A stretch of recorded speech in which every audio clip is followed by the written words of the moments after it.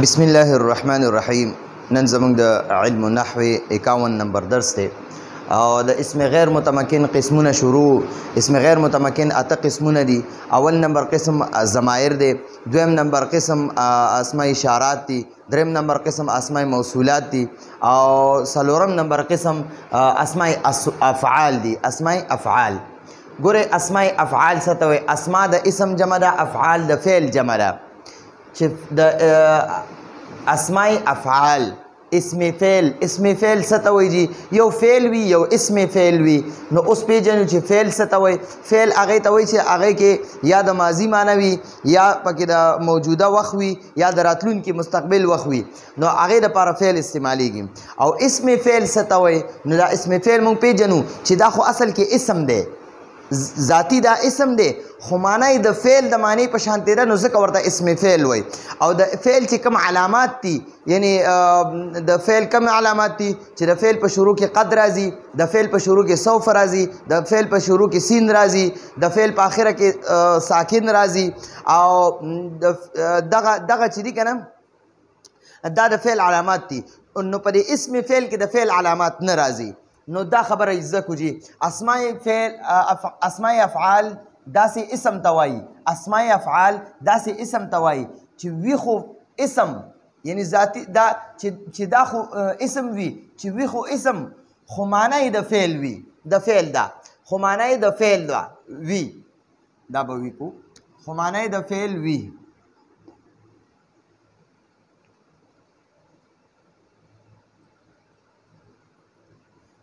معنی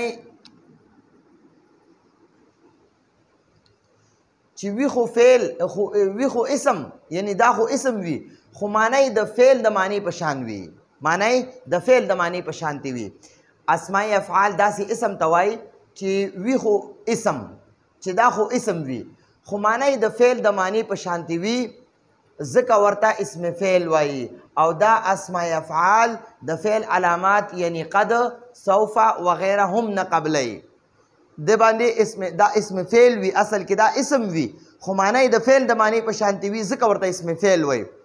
دا اسماء افعال ذاتی اسم وي، ذاتی اسم وي خو معنی د فعل د معنی په شانتې وي، ځکه ورته اسم فعل وایي.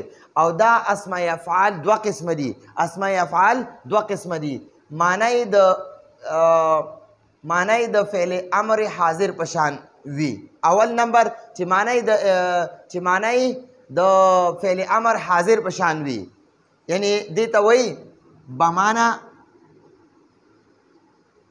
بمعنی امر حاضر، بمعنی امر حاضر چې معنی د امر حاضر په شانتې وي. او دویم نمبر معنی د فعل ماضی په شان وي. د دې ته کتاب کې لیکلي بمعنی فعل ماضی. خجی اوس اسماء افعال بمعنی امر حاضر، هغه اسم چې معنی د امر حاضر په شانتې وي. امر حاضر څه ته وایي؟ حاضر ته امر کړی وي، حاضر کس ته امر کړی وي چې ته دا کار وکړه، ته کېنه، ته پاسه، ته لیکل وکړه، ته خوراک وکړه، ته سکاک وکړه، ته لاړ شه، ته ونیسه، ته پرېږده. دغه شانتې دې ته امر وایي. او د بعض اسما داسې دي چې د دې امر د فعل امر په شانتې معنی وي. نو لکه اوس رویده دی، رویده دا اسم فعل دی او امهل فعل دی. دا رویده چې دی د دې امهل په شانتې دی. دا رویده معنی ده مهلت ورکا، مهلت ورکا، او د امهل معنی هم د مهلت ورکا. ٹھیک شوه؟ بلها دا اسم فعل دی، بلها اسم فعل دی. او اترک دا فعل دی، دا فعل امر دی، امر دی. دغه شان رویده اسم فعل دی او امهل فعل امر دی.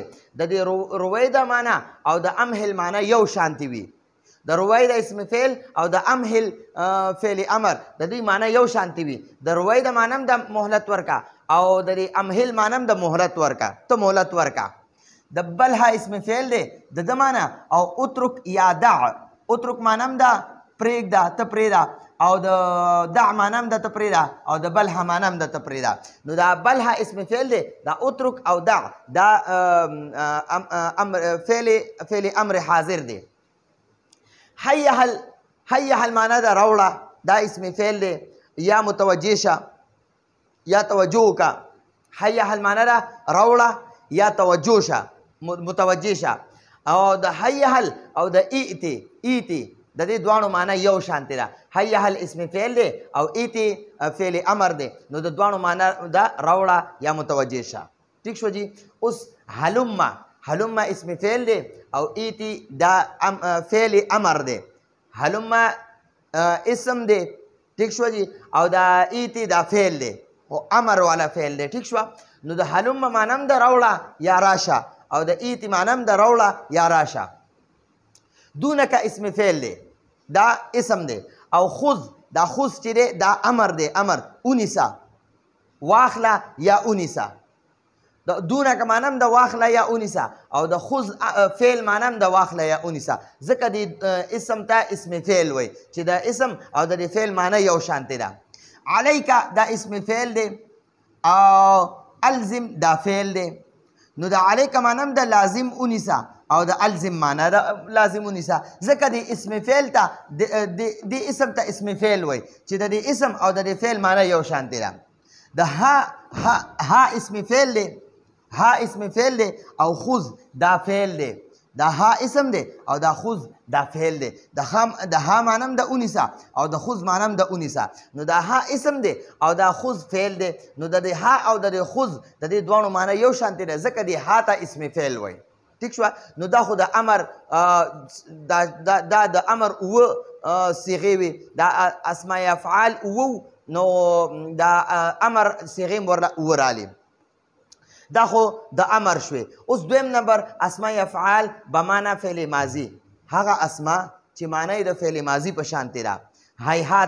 هیهاته معنی د هغه لرې شو او د بعوده معنی د هغه لرې شو د هیهاته معنی د هغه لرې شو دا هیهاته اسم فعل دی او د بعوده دا فعل دی د معنی دا فعل ماضي ده بعوده فعل ماضي ده او دا هیهاته دا اسم دی هیهاته اسم دی د معنی د هغه لرې شو او د بعوده فعل دی د فعل ماضي ده د معنی د هغه لرې شو نو وګوره د اسم او د فعل معنی یو شانتې شوه ځکه د اسم ته اسم فعل وایي چې د اسم او د فعل معنی یو شانتې ده شتانه دا اسم دی او افترقه دا فعل دی نو د شتانه معنی د هغه جدا شو او د افترقه معنی د هغه جدا شو نو دا شتانه اسم دی دته اسم فعل ځکه وایي چې د شتانه او اسم او د افترقه فعل د دې دواړو معنی یو شانتې ده د دواړو معنی د هغه جدا شو ټیک شو جی د سرعانه معنی د هغه جلتی وکړه هغه جلدی وکړه او سرعه دا فعل دی سرعانه اسم دی او دا سرعه فعل ماضی ده د معنی د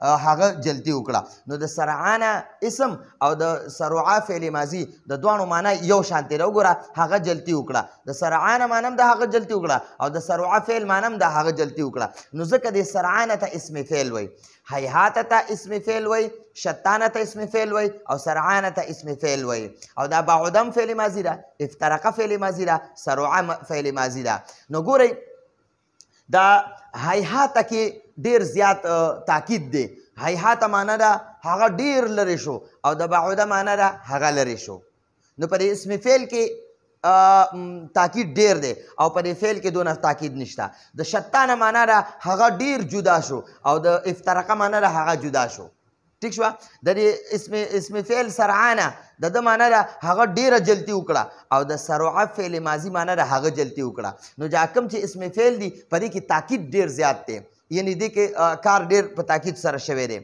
او بل خبره اوس دا ده چې اسماء افعال فعل امر والا دا اودي رویدا بلها هي حل درې شو هلم دونک علیک دا شپږ شو او ها دا اوه شو نو د فعل امر دا اسماء افعال چې دي یا به د دې معنی د فعل امر په شانتي وي او یا به معنی د فعل ماضي په شانتي وي نو دا زمونږ د نن ورځې درس و که څوک په دې درس باندې پوه نه وي نو ما ته په کمنټ کې بیا ویلی شئ انشاءالله زه به نور هم د دې نه اسان کم په بل درس کې به انشاءالله مونږ د اسماء افعالو ترکیب کوو په کتاب کې خو د دې ترکیب نشته انشاءالله زه به درته دې ترکیب کوم جی نو دا زمونږ د نن ورځې درس و راتلونکي درس پورې اجازت غواړو هذا هو المرام والله اعلم بحقیقت الکلام